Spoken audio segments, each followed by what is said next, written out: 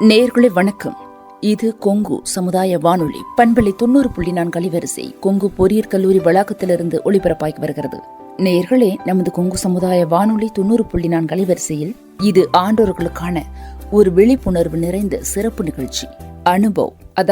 அனுபவங்களாலும் வயதாலும் பக்குவப்பட்ட ஆண்டோர்களின் சிறப்பு தகவல் நிறைந்த விழிப்புணர்வு நிகழ்ச்சி.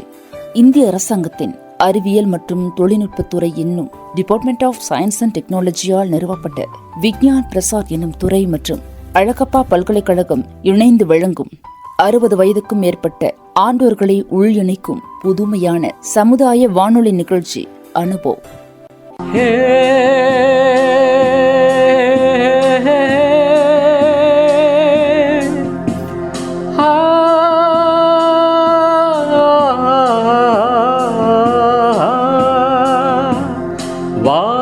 வாருங்கள் தோழர்களே, எங்கள் முதிய தலைமுறையின் புதிய இளைஞர்களே. வாருங்கள் தோழர்களே, எங்கள் முதிய தலைமுறையின் புதிய இளைஞர்களே. நமக்கென ஒரு உலகம், நமக்கென ஒரு வாழ்க்கை, வயது கூட வெறும் எந்தா, இங்கு வாழ்க்கையே ஜாலி வந்தா. வாருங்கள் தோழர்களே, எங்கள் முதிய தலைமுறையின் புதிய இளைஞர்களே. 25 செய்தோம் புரட்சி, 65 எதற்கு அயற்சி.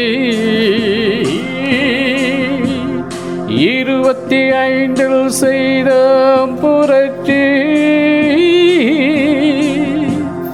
65 எதற்கு அயற்சி. எழுச்சியோடு ஓடி வாங்க, ஆடலாம் பாடலாம், நம் தனித்திறனை காட்டலாம். பாடல் பாடி மகிழ்ச்சியோடு தலையாட்டலாம். அறிவியல் அறிந்து கொள்வோம், வானியல் தெரிந்து கொள்வோம், விண்வெளியில் கூட வீடு கட்டி வாழலாம். வாருங்கள் தோழர்களே, எங்கள் முதிய தலைமுறையின் புதிய இளைஞர்களே. தள்ளாத வயதை தடை செய்வோம், தளராத மனத்தோடு நடை செய்வோம். 1000 உண்டிங்கு அனுபவங்கள் அள்ளி வழங்கிடுவோம். வாருங்கள் கடமைகளை முடித்த கையோடு, உங்கள் கனவுகளை சுமந்து இங்கு வாருங்கள்.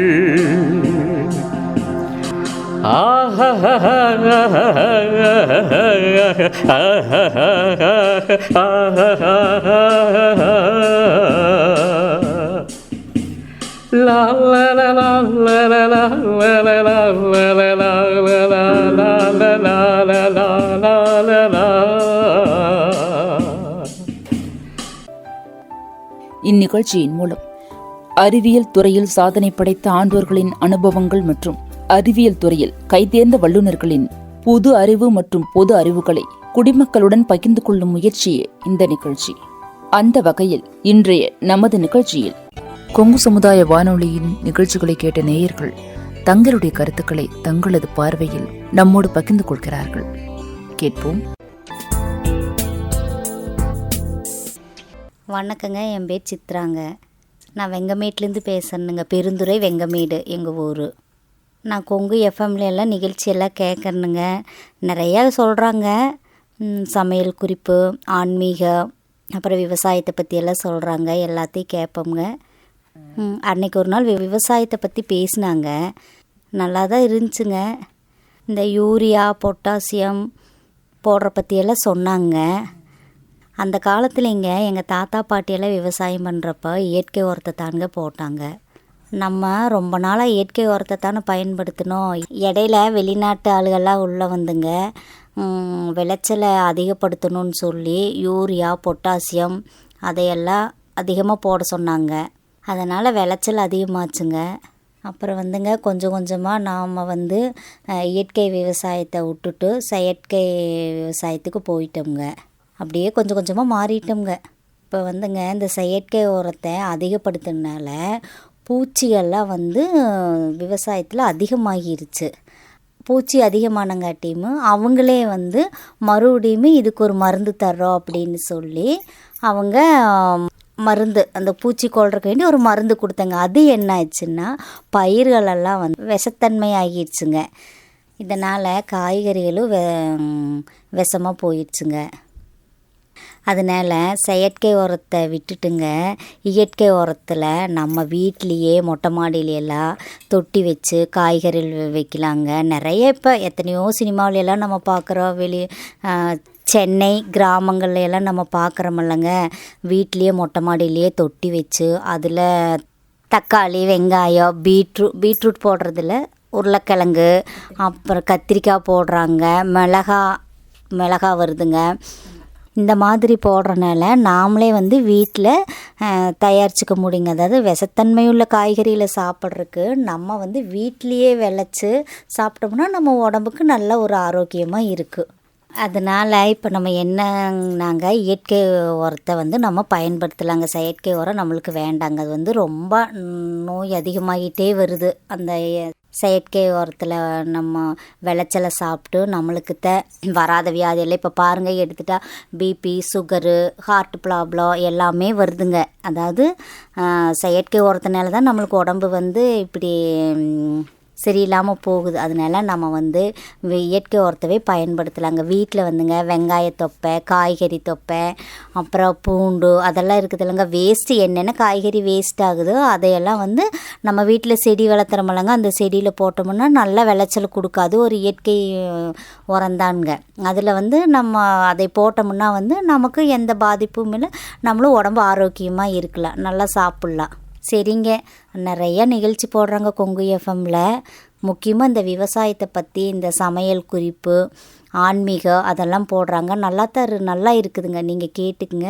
கொங்கு எஃப்எம்முக்கு ரொம்ப நன்றிங்க. வணக்கம், என் பேர் செல்வராஜுங்க. நான் தோப்பாளத்துலேருந்து பேசுகிறேங்க. நம்ம கொங்கு பண்பலை அலைசையில் நிகழ்ச்சியில் கேட்டுக்கொண்டிருக்காங்க. இப்போ சமீபமாக அந்த புற்றுநோய் பற்றி டாக்டர் ஒருத்தர் சுசீந்திரன் சார் சொன்னாருங்க. அவர் நல்ல கருத்துக்களை சொல்லியிருக்காரு. இந்த மாதிரி நம்ம சாப்பிடாதனால தான் அந்த புற்றுநோய் காரணம்னு நல்ல அறிவுரை சொன்னார். அதனால் நேரத்துக்கு நம்ம சரியான உணவு எடுத்துக்கணும். அதனால் நம்ம வேலைன்னு போயிட்டுருக்குறோம், சாப்பாட்டை பற்றி நினைக்கிறது இல்லைங்க. அதனால் நம்ம நேரம் சாப்பிட்ருந்தா இந்த மாதிரி நோய்களை நம்மளை நெருங்காதுங்க.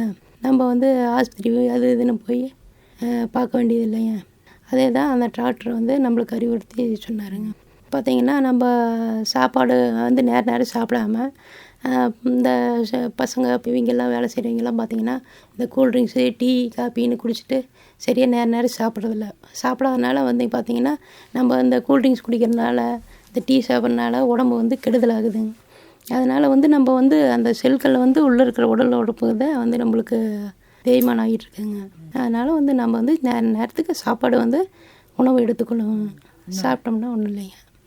நம்ம அதனால் இப்போ என்னென்னா இந்த உடல் உறுப்புகளில் வயிற்று பகுதி மட்டும் இல்லாமல் இதயத்தில் இருக்கிற அந்த செல்லுகளில் செல்லு அரைக்க ஆரம்பிக்குது. இந்த புற்றுநோய்ங்கிறது இந்த மாதிரி நம்ம முன்னெச்சரிக்கையாக நம்ம உணவு நேரத்துக்கு சாப்பிட்டு இருந்தோம்னா வராமல் பாதுகாத்துக்கலாம். இதனால் நோய் இருப்பு நம்மளுக்கு அதிகமாகிட்டுருக்கு. இந்த புற்றுநோய்ங்கிறது நம்ம அந்த டாக்டர் சொன்னாருங்க, நம்மளுடைய எதிரி கூட அந்த புற்றுநோய் வரக்கூடாது. அது மாதிரி அவர் அறிவுரையாக சொன்னாருங்க. அந்த மாதிரி அது ஒரு கொடூரமான நோய்ங்க. அந்த டாக்டர் சொல்லையில் நம்மளுக்கு நல்ல அறிவுரை சொன்னாருங்க. நம்ம நாக்கில் கூட புற்றுநோய் வர இருக்கிறதுங்க. அதனால் நம்ம முன்னெச்சரிக்கையாக இருக்கணுங்க. நம்ம இப்போ சமீபமாக ஒரு அடையார் ஹாஸ்பிட்டலுக்கு போனோங்க, புற்றுநோய் ஹாஸ்பிட்டலு. அங்கே போய் பார்த்தா நம்ம சின்ன குழந்தையிலேருந்து பெரியவங்க வரைக்கும் நோய்வாய்ப்பட்டுள்ளாருங்க. நான் போய் பார்த்தங்காட்டினா ஆச்சரியமாக போச்சு. இந்த புற்றுநோய்ங்கிறது அப்போ தான் தெரியுங்க, இவ்வளோ பெரிய நம்ம ஆஸ்திரேலியா இவ்வளோ பெரிய அட்மிஷன் ஆகிருக்காங்க அப்படின்னு தெரியுங்க. அதனால் நம்ம பார்த்தோங்கன்னா இந்த புற்றுநோயை முற்றிலும் நம்ம இந்த டாக்டர் சொன்ன மாதிரி நம்ம எடுத்துக்கிட்டு அந்த சரியான நேரத்துக்கு உணவு சாப்பிடணுங்க. இந்த நிகழ்ச்சியில் நம்ம நல்லபடியாக கொங்கு எஃப்எம்மில் நல்ல நிகழ்ச்சிகள்லாம் சொன்னாங்க, நல்ல அறிவுரை நல்லா பண்ணுறாங்க. அதனால் கொங்கு எஃப்எம்முக்கு ரொம்ப ரொம்ப நன்றிங்க. வணக்கங்க, என் பேர் ஜானகி. நான் எங்கூர்லேருந்து பேசுகிறேங்க. கொங்கு எஃப்எம்மில் நிறையா டாக்டர்கள்லாம் பேசியிருக்கிறாங்க, நோய் பற்றி நிறையா பேசியிருக்கிறாங்க. நாங்களும் கேட்டோங்க. அன்றைக்கி விவசாயத்தை பற்றி போட்டாங்க. இப்போல்லாம் காய்கறியில் மருந்து தெளிச்சுங்க, எந்த சத்து இல்லாத போயிடுச்சுங்க. குழந்தைகளுக்கு காய்கறியெல்லாம் கொடுக்க சொல்கிறாங்க. நாங்களும் காய்கறியெல்லாம் சத்தான பொருளாக வாங்கி கொடுக்குறோங்க, காய்கறியிலே வாங்கி குமிக்கிறாங்க. ஆனால் அன்றைக்கி விவசாய நிகழ்ச்சி கேட்டேங்க, எங்கேங்க டாக்டர் எல்லாம் காய்கறி கொடுக்க சொல்கிறாங்க, நாங்களும் காய்கறிகளை வாங்கி கொடுக்குறோங்க. அன்றைக்கி விவசாயத்தை பற்றி கேட்கங்காட்டி தாங்க எங்களுக்கு தெரியும், காய்கறியெல்லாம் விஷமாக மாறி இருக்குங்க. இப்போ செயற்கை உரத்தை போட்டுங்க மண்ணோட தரமே மாறி போச்சுங்க. மறுபடியும் நாம் இயற்கை விவசாயத்தை பண்ணணும்னு நினச்சா 3 வருஷம் காத்துட்ருக்கணுங்க. அப்போ தான் அந்த மண்ணோட தரம் மாறுங்களாம்மா. அது அந்த நிகழ்ச்சி தான் நாங்களும் கேட்டோங்க. ரொம்ப கஷ்டமாக இருந்துச்சுங்க. இயற்கை விவசாயத்தை பற்றி நம்மாழ்வார் சொன்னாருங்க. நம்மளாம் இயற்கை விவசாயத்தை பற்றி எப்படி காப்பாற்றணும்னு ஒருத்தர் கேட்குறாருங்க. அதுக்கு நம்மாழ்வார், இயற்கையோடதுங்க, அதுக்கே விட்டுருங்க, நாம் குறுக்கிடாது இருந்தவே விவசாயம் நல்லா இருக்கும் அப்படின்னு சொன்னாருங்க. அன்றைக்கிங்க எங்கள் மச்சாண்டார் பொண்ணுக்குங்க சோறு ஊட்டிகிட்டு இருந்தாங்க. திடீர்னு வாமிட் ஆயிடுச்சுங்க. அப்புறம் என்னென்ன ஹாஸ்பிட்டலுக்கு கொண்டு போனாங்க, சோறு சாப்பிட்டது சேரலைங்க. அப்புறம் ஹாஸ்பிட்டலுக்கு கூட்டிகிட்டு போனால் அப்புறம் டாக்டர் சொன்னாருங்க, சாப்பாடு கொடுத்தது சேரல. நாங்கள் என்னங்க கடையிலையா வாங்கி கொடுக்குறோம் எல்லாத்தையும் மாதிரிங்க, வீட்டில் சாதாரணமாக பருப்பு குழம்பு வச்சு கொடுத்தங்க, அதை சாப்பிட்டோன்னா சேரலைங்க, வாமிட்டு வந்துருச்சுங்க. அப்புறம் ஹாஸ்பிட்டலுக்கு கூட்டிகிட்டு போனோங்க. அங்கே சாப்பாடு சேரல அப்படின்னு சொன்னாங்க. அப்புறம் தான் தெரிஞ்சதுங்க, பருப்புலேயுமே கலப்படம் இருக்குதுங்க அப்படின்னு தெரிஞ்சுங்க. அதனாலங்க நாம் இயற்கையாக வளர்த்துற காய்கறிகளை நாம் சாப்பிடலாங்க. அன்றைக்கி நிகழ்ச்சிகளோடு கேட்டங்க, சொன்னாங்க இயற்கையாக காய்கறி வளர்க்கணும்னு சொன்னாங்க. நாங்களே வாடகை வீட்டில் இருக்கிறோங்க, அதனால் எதுவும் செய்ய முடியலைங்க. இப்போ தாங்க வீட்லேயே தொட்டியில் காய்கறிகள் வச்சு வளர்த்தலான்னு நினைக்கிறேங்க சொன்னாங்க நிகழ்ச்சியிலைங்க. நானும் இனிமேல் அப்படி தான் பண்ணலான்னு இருக்கிறேங்க. சரிங்க, கொங்கு எஃப்எம் நிகழ்ச்சி ரொம்ப நல்லா இருந்ததுங்க. நன்றிங்க. வணக்கங்க, என் பேர் ஆனந்துங்க. நான் பெருந்துறையில் பேக்கரி வச்சு நடத்திட்டு இருக்கிறேங்க. எப்போவுமே கொங்கு எஃப்எம் நான் ரெகுலராக கேட்டுட்டு தான் இருப்பேங்க. அது எதாச்சும் ஒரு நாள் பார்த்திங்கன்னா பெருஞ்சலங்கை அதை பற்றி மகாதேவன் சார் பேசினாருங்க. அதை பற்றி உங்களுக்கு கொஞ்சம் சொல்கிறேன். பெருஞ்சலங்கைங்கிறது ஒரு பெரிய கலைங்க. அது பார்த்தா கொங்கு மண்டலத்துக்கே உண்டான கலை. அது தற்காலிகமாக இப்போ அழிஞ்சிக்கிட்டு வந்துட்டுருக்கு. அதை நம்ம காப்பாற்றுறதுக்காகவே நம்ம இது கேட்கலாம் பண்ணுறோம். அதையே அந்த பெருஞ்சலங்கை பார்த்திங்கன்னா ஒரு 5 கிலோ 6 கிலோ உள்ள சலங்கை கிட்டத்தட்ட நம்ம கால் முட்டிங்கால் வரைக்கும் இருக்குங்க. அதை தூக்கிட்டு ஆடுறதுங்கிறது இன்றைக்கு இளைஞர்களுக்கு முடியாது. அதனால் அதை நம்ம காப்பாற்ற வேண்டிய பொறுப்பில் இருக்கிறோம். அப்போது நல்ல திடகாத்திரமாக இருந்தாங்க, நல்ல உணவு இருந்ததுங்க, போதுமான அளவுக்கு அவங்களுக்கு சத்து இருந்தது. அதனால் அதை கட்டிக்கிட்டு ஆடினாங்க. அதை இப்போ அழியக்கூடாதுன்னு நம்ம பார்க்க வேண்டியிருக்கு. அப்போது பார்த்திங்கன்னா அந்த சலங்கை சுற்றி அவங்க வாழ்க்கை இருந்துக்கிட்டு இருந்தது. அந்த காலத்தில் பார்த்திங்கன்னா மக்கள் வேலை செய்கிற தொழிலாகட்டும், சாப்பிட்றதாகட்டும், அந்த சலங்கை சுற்றி அவங்க வாழ்க்கை முறை இருந்துக்கிட்டு இருந்ததுங்க. அதனால் அவங்க அப்போது சலங்கைங்கிற ஒரு ஆர்வமாக இருந்து அந்த கலையை அழியாமல் பார்த்துக்கிட்டாங்க.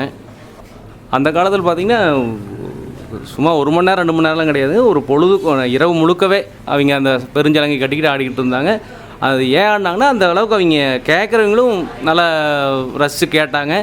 அதனால் அவங்க ஆர்வமாக அவங்களும் இவங்க எவ்வளோ வெடிக்கு ஆடுறாங்களோ அதே மாதிரி அவங்களும் வெடிக்கு ரசித்தாங்க பொதுமக்கள். அப்போல்லாம் அந்த சலங்கை கட்டிட்டு ஆடுறது பார்த்திங்கன்னா அவங்களுக்கு ஒரு கலை நல்ல ரசனையாக இருந்ததா வழியாங்க. அவங்க வாழ்க்கை தரத்தை பார்த்திங்கன்னா அவங்களுக்கு ரொம்ப ஏழ்மையிலும் வறுமையிலும் தான் இருந்தாங்க. அவர் மகாதேவன் சொல்லும் போதுங்க, இந்த பெருஞ்சலங்கை பற்றி அந்த பெருஞ்சலங்கை கட்டிட்டு அவங்க ரசனையோடு ஆடினாங்களா வெளியேங்க, அவங்களுக்கான மன திருப்தி அப்படிங்கிறது அதில் சலங்கை ஆட்டத்தில் இருந்ததுங்க. ஆனால் அவங்களுடைய பொருளாதாரத்தில் பார்த்திங்கன்னா ரொம்ப வறுமையில், ஒருவேளை சாப்பாடே முடியாமல், தொழிலெலாம் பெரிய வருமானம் இல்லாமல் அவங்க கஷ்டப்பட்டுக்கிட்டு இருந்தாங்க. அந்த சூழ்நிலையிலே அவங்களுக்கு கலை ரொம்ப ரசனையாக இருந்ததுனால இரவு விடியவே ஆடிட்டு அவங்க ஒரு ரசித்தாங்க. அதையே அது மட்டும்தான் அவங்களுக்கு வாழ்க்கையில் ஒரு பெரிய மகிழ்ச்சியாகவும் இருந்தது. அது மட்டும் இல்லாமங்க, அவங்க இந்த சலங்கை ஆட்டத்தில் ஆடுறவங்க எங்களோடையே போகட்டும் இந்த கலை எங்கள் பசங்க, ஏன்னா அதில் போதிய வருமானம் இல்லை, ஒன்றும் இல்லாதனால வறுமையிலே இருந்ததுனால அவங்களுக்கு என்ன எண்ணம்னா எங்கள் பிள்ளைகளுக்கெல்லாம் இது வேண்டாம், அவங்க ஏதாவது மாற்று ஒரு ஏற்பாடு பண்ணிக்கிட்டோம் அப்படிங்கிறதுனால அவங்க அதோட அவங்களோட நின்றுச்சுங்க இந்த கலைங்க. அவர் மறுபடியும் பார்த்திங்கன்னா அவங்க கலை அவங்க மட்டும் இல்லைங்க, அவங்க சார்ந்தது அந்த மேளதாளங்க, இசைக்கருவிகள், அவங்களுக்கும் போதுமான வருமானம் இல்லை. அதனால் பார்த்திங்கன்னா அவங்களும் இதிலிருந்து ரொம்ப வறுமைக்கு போயிட்டாங்க. அது அவர் சொல்லும்போது நம்மளுக்கே மனதுக்கு ரொம்ப கஷ்டமாக இருக்குது. இந்த கலை இப்படி ஆயிடுச்சே, ஒரு மிக அருமையான கலை, நம்ம கொங்கு மண்டலத்துக்கு அவங்க ரத்தத்தோடு ஊறிய கலை, அது நம்மளை நசிஞ்சு போகுதுன்னு அவர் சொல்லும்போது மன வருத்தத்தை தருது எனக்கு. அவர் மகாதேவன் சார் பேசும்போதுங்க, அவர் ஒரு கலாய்வு இதை பற்றி முழுதும் மேற்கொண்டிருக்காருங்க. இது வந்துங்க அவர் கலாய்வு செய்யும்போது இது கொங்கு மண்டலத்துக்கே உரிய ஒரு அற்புதமான கலை, இதை நாம் இழந்துருவோமோ அப்படிங்கிற ஒரு வருத்தம் அவருக்கும் இருக்குது, நம்ம கேட்டுட்ருக்க நம்மளுக்கு இருக்குங்க. இப்போ இருக்கிற தலைமுறைக்கு பார்த்திங்கன்னா இந்த பெருஞ்சலங்கை ஆட்டம், இந்த கலை இவங்களுக்கெல்லாம் தெரிகிறதில்ல. அதை நாம் முறையாக இவங்களுக்கு கொண்டு போய் இந்த தலைமுறைக்கு நம்ம சேர்த்தணுங்கிறது நம்ம கடமையாக இருக்குது.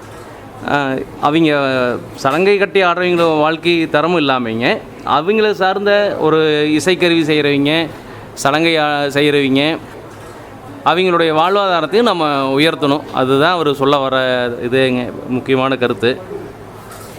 இது வந்துங்க நம்ம பொதுமக்கள் மட்டும் இருந்து அந்த கலையை வளர்த்திட முடியாது, நம்ம மேலும் நம்ம அரசாங்கத்துக்கும் இதை பற்றி வலியுறுத்தணும். அவங்களுடைய உதவி இல்லாமல் நம்ம கொண்டு வர மேலே கலையை வளர்த்த முடியாது.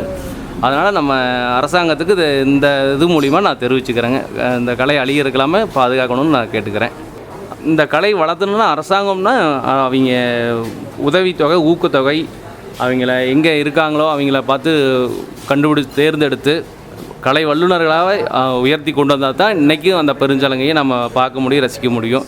இது மூலிமா இந்த தெரிவிச்சுக்கிறேங்க. மேலுங்க அரசாங்கம் ஆரம்ப கல்வியிலேயே இந்த கலையை பற்றி ஒரு மாணவர்களுக்கு எடுத்து சொல்கிற மாதிரி செய்யணுங்க. இதை கல்வி திட்டத்தில் கொண்டு வந்துட்டாங்கன்னா மாணவர்கள் இதை முழுக்க தெரிஞ்சுக்குவாங்க, அந்த ரசனையை ரொம்ப பெருஞ்சலங்கை பற்றி தெரிஞ்சுக்கிட்டு அவங்களும் ஆடுவாங்க, கலை அழியாமல் பாதுகாப்பாங்கன்னு தெரியுதுங்க. இது மூலிமா கொங்கு எஃப்எம்லிங்க நம்ம இந்த நிகழ்ச்சி மட்டும் இல்லை, எல்லா நிகழ்ச்சியுமே தெளிவாக இருக்குது, நல்ல ரசனையாகவும் இருக்குது, சிறந்ததுன்னு சொல்லலாங்க. அதுதான் என் கருத்து. நன்றிங்க, ரொம்ப நன்றி. நேர்களை நமது கொங்கு சமுதாய வானொலி பண்பலை 90.4 அலைவரிசையில் நீங்கள் இதுவரை கேட்டுக்கொண்டிருந்த நிகழ்ச்சி ஒரு சிறப்பு விழிப்புணர்வு நிகழ்ச்சி. கொங்கு சமுதாய வானொலி 90.4 ஆண்டோர்களுக்கான ஆண்டோர்களின் சிறப்பு நிகழ்ச்சி அனுபவம். அதாவது இந்திய அரசாங்கத்தின் அறிவியல் மற்றும் தொழில்நுட்பத்துறை என்னும் டிபார்ட்மெண்ட் ஆஃப் சயின்ஸ் அண்ட் டெக்னாலஜியால் நிறுவப்பட்ட விஞ்ஞான் பிரசார் என்னும் துறை மற்றும் அழகப்பா பல்கலைக்கழகம் இணைந்து வழங்கும் 60 வயதுக்கும் மேற்பட்ட ஆண்டோர்களை உள்இணைக்கும் புதுமையான சமுதாய வானொலி நிகழ்ச்சி அனுபவம். இந்நிகழ்ச்சியின் மூலம் அறிவியல் துறையில் சாதனை படைத்த ஆண்டோர்களின் அனுபவங்கள் மற்றும் அறிவியல் துறையில் கைதேர்ந்த வல்லுநர்களின் புதிய தொழில்நுட்ப அறிவு மற்றும் பொது அறிவுகளை மூத்த குடிமக்களுடன் பகிர்ந்து கொள்ளும் முயற்சியே இந்த நிகழ்ச்சி ஆக்கம், ஊக்கம் மற்றும் வழிகாட்டல் டாக்டர் ஆர் ஸ்ரீதர், வடிவமைப்பு செயலாக்கம் அழகப்பா பல்கலைக்கழகத்தின் டீன் டாக்டர் ஆர் முருகன், நிகழ்ச்சி ஒருங்கிணைப்பு கொங்கு சமுதாய வானொலி நிலைய இயக்குனர் டாக்டர் எஸ் மகேஸ்வரன், தயாரிப்பு அறிவிப்பாளர் கவிதா சிவகுமார்.